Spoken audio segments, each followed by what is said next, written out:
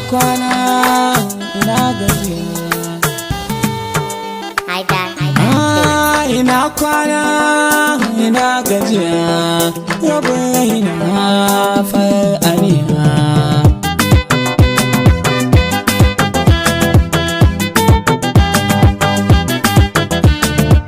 Ina kwana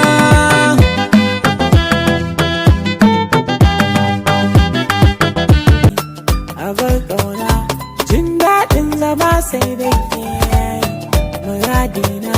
Kin zamto abar ambatata, kina raina ki fahimci da ke cikin rayuwata. Ashe ke zaki zam garkuwata, samin ki ya zamto nasarata. Ki zaman mata ki haife diyata. Zauna lafiya Hafsa mata, wani ɗan Dubai gimbiyar mata. Yana son ki shi ya sani waƙen ki ƴar gata.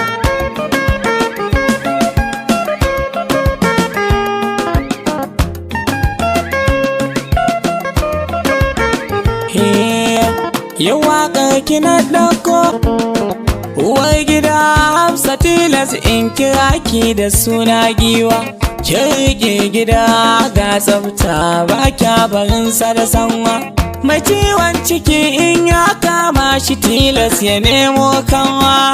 Allah ya albarkace ku shine muke muku fata.